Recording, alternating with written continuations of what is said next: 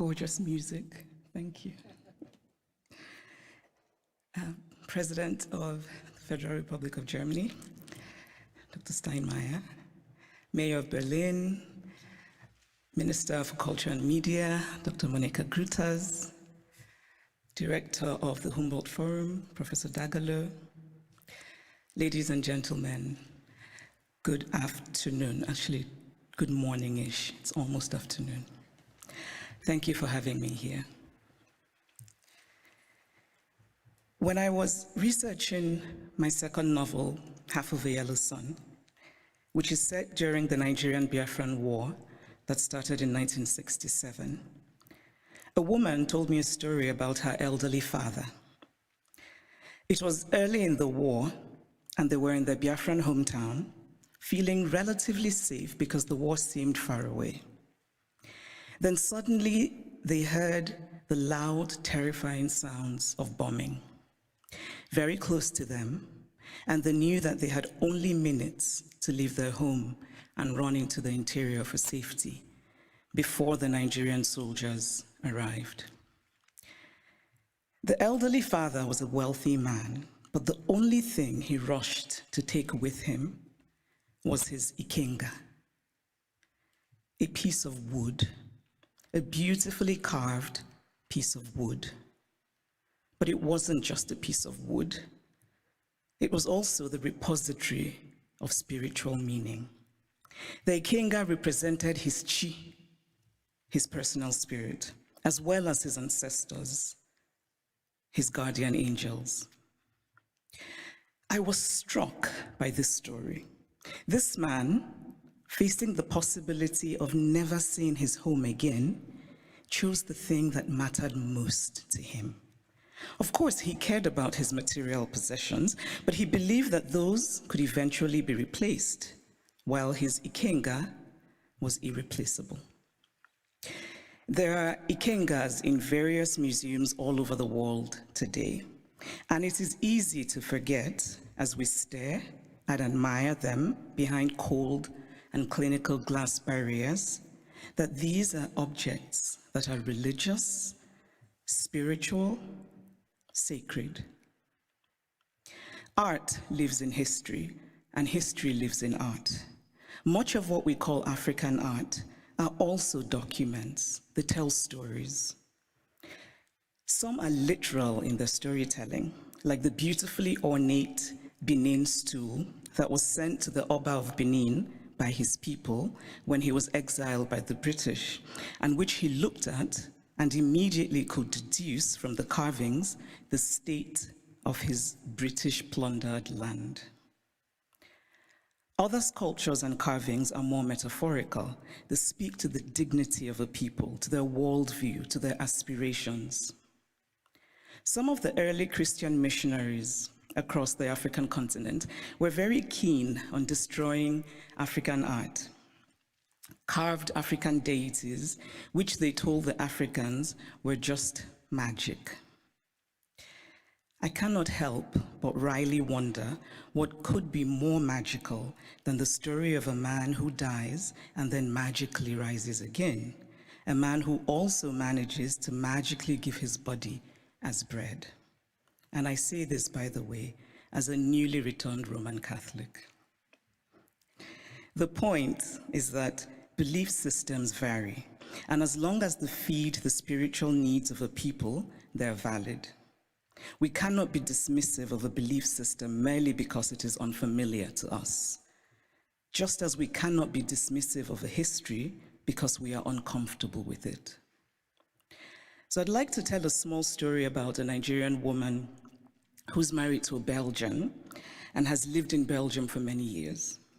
She said once that she was shocked that her son, while being taught Belgian history, was taught nothing about Congo. They teach my son in school that he must help the poor Africans, she said, but they don't teach him about what Belgium did in Congo.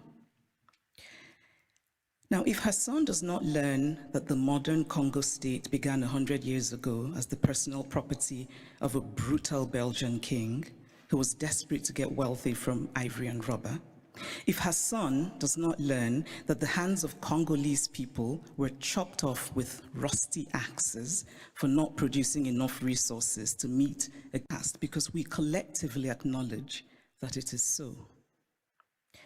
It is not that Europe has denied its colonial history. That would be too crude. It is instead that Europe has developed a way of telling the story of its colonial history that ultimately seeks to erase that history. The former French Prime Minister, Nicolas Sarkozy, gave a now infamous speech in Senegal, in which he said, "I have not come to deny mistakes or crimes. Mistakes were made and crimes committed. But no one can ask of the generations of today to expiate this crime perpetrated by past generations." This is central to the story that Europe tells itself about its colonial history. It is a story that basically says, yes, colonialism happened, but. And whatever comes after the but is the focus of the story. What the focus on the but does is that it absolves. It frees Europe of responsibility, of a significant and traceable connection to the African present, and it allows Europe the glow of charity. But the truth is that the past does not merely tell us what happened yesterday, it also illuminates what happens today. If we acknowledge that present-day Europe is shaped by the Renaissance of 600 years ago, by the Enlightenment of 300 years ago, then surely we cannot say that what happened merely 100 years ago in Africa no longer matters. It matters. We are gathered today in this reconstructed palace, a beautiful place, but also a place that represents Germany's nostalgia for imperial times. When Kaiser William II lived here, German troops were killing children, women, and men in Southwest Africa. This building says that German history matters, even in a romanticized form. The history of Africa and Asia and Latin America must matter as well. We cannot pick and choose which histories and which points of view still matter, because to do this would be an ugly exercise of brute power. And speaking of power, here's a headline I just read in a German publication. The headline says, "Where do Africa's treasures belong?" Now imagine this headline differently. Imagine if it said, "Where do Germany's treasures belong?" It would be a redundant question, because of course, Germany's treasures belong in Germany. But the question would never even be asked, because there would be no circumstance in which it would be, because of power. And so it seems to me that what we are fundamentally grappling with in this space, in all of these questions about the Humboldt Forum, is power. Unequal power, how we navigate unequal power relations. And there's always been, to me, something shabby about unequal power relations. The victory feels colorless, almost unearned.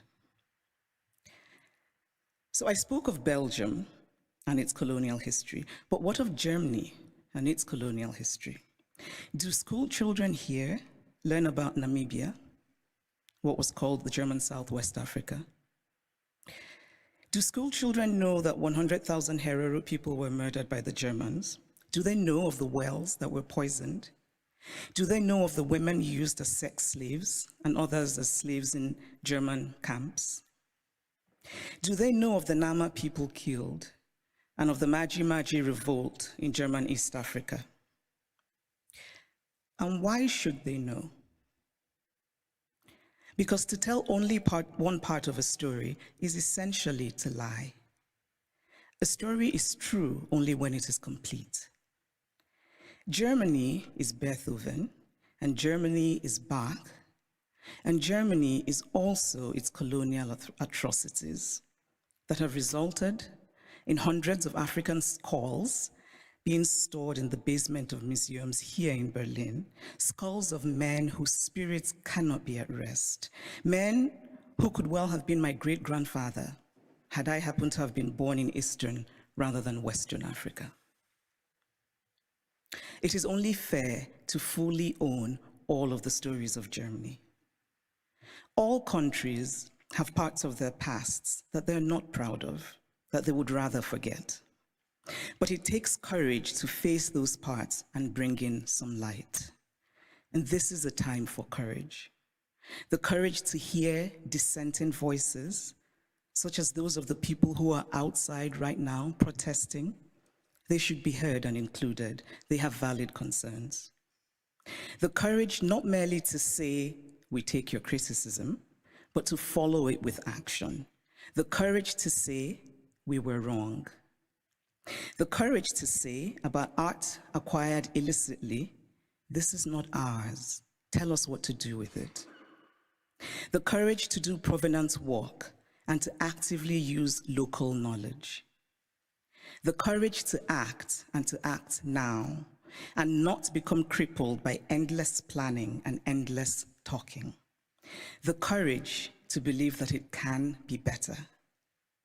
We cannot change the past, but we can change our blindness to the past. And why, by the way, is the term ethnological used for art from certain parts of the world and not art for other parts of the world? And then in discussing some of this art that we term ethnological, and I would argue that the language itself already suggests a hierarchy of value, when we talk about this art that was stolen, we're told that they cannot be returned to Africa, for example, because Africans will not take good care of them. It is not merely condescending to say, I cannot return what I stole from you because you will not take good care of it. It is also lacking in basic logic. Since when has the basis of ownership been taking good care of what is owned? This position is paternalistic arrogance of the most stunning sort. It does not matter whether Africans or Asians or Latin Americans can take care of the art stolen from them. What matters is that it is theirs. The brilliant Nigerian artist Victor Hikameno put it much better than I could, and in very Nigerian terms.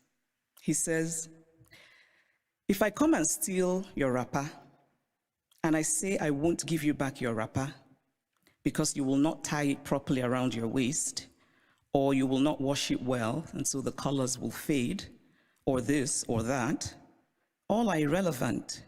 The wrapper is mine, and I can do with it what I will. Give me back my wrapper because it is mine.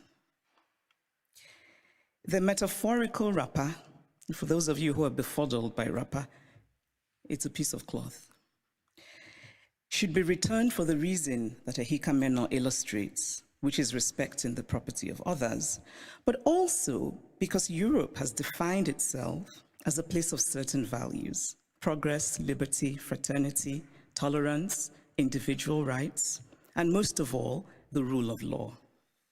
A nation that believes in the rule of law cannot possibly be debating whether to return stolen goods. It just returns them. And so if the dignity of those from whom the art was stolen does not matter, then surely this idea should matter, that Europe should be what it claims to be. Live up to the ideals with which you define yourself. I should pause here and note that sometimes these conversations run the risk of sounding like empty moralizing, or like asking for the impossible or the unrealistic, or insisting on an unattainable purity and perfection. Obviously, I don't think everything should be sent back to the countries from which they came. Not everything was stolen. But those things that are sacred, those things for whom people were killed, those things that have in them the stains of innocent blood, should be returned. Obviously, we do not have all the information. There are facts lost in unrecorded history, but we can draw reasonable conclusions based on information that we do have.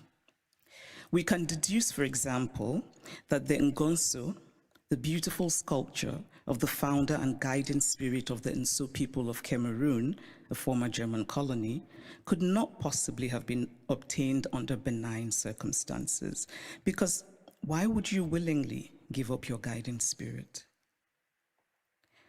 It is also important to remember that not all wounds are visible. Some wounds we carry in our hearts, inherited from our parents, passed on to our children. But this discourse is, of course, not just about the Humboldt Forum. It is about museums all over Europe, in France, in the Vatican, in Britain. And I must acknowledge that Germany is the first of the powerful European nations that has made a gesture towards returning the Benin bronzes. But it is also interesting that the announcement said that a substantial amount would be returned, which made me wonder how this would be determined and by whom. And it is equally interesting that it is British colonial loot rather than German colonial loot that is being returned by Germany. But still, it is progress. And Germany's action, this gesture towards righting what is wrong, must be acknowledged. My acknowledgement of it is not to say that the work is done, but that the work has started, and that perhaps a place like the British Museum, and I know that Neil is here, which owns the majority of the Benin bronzes, might perhaps be inspired by the German decision, and that hopefully the British Museum will rethink, and that hopefully the British Museum will rethink its policy of retain and explain, which is unacceptable. So this is the Humboldt Forum. A forum usually implies, among other things, a space created for a free exchange of ideas. One can only hope that the Humboldt Forum will live up to its name as a space for true intercultural and transcultural exchange of ideas in mutual respect between the cultures. But this rhetoric, free exchange of ideas, must be practical. And by that, I mean such things as travel visas. It must be easy for people from Africa and Asia and Latin America who should participate in these conversations to get travel visas. The Humboldt Forum was conceived as a place to tell the universal story of the human race from multiple perspectives. This is a commendable idea, but it is incomplete. Because again, we must confront the issue of power. Who tells the story? Who is the teller and who is told about? Who decided that African art should be labeled ethnological? Who has the right to exhibit the other?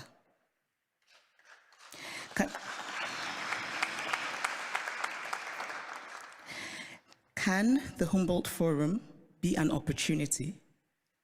Can it become, among other things, a project of remembering, solemn, honest, mutual, and respectful?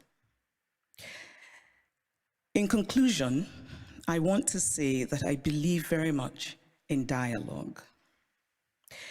And I really believe that we can recreate the world by acting more courageously. To act with courage is to have concrete hope in a better future. We carve out a small space of the world, we shape and we reshape it, and in that way, small slice by small slice, we walk slowly, yes, but we walk on the path to real progress. Courage and hope are intertwined. Courage is an act of hope, and hope is born of courage. Acts of courage create hope, and there is nothing more essential to the human spirit than hope. So here's to courage. Thank you.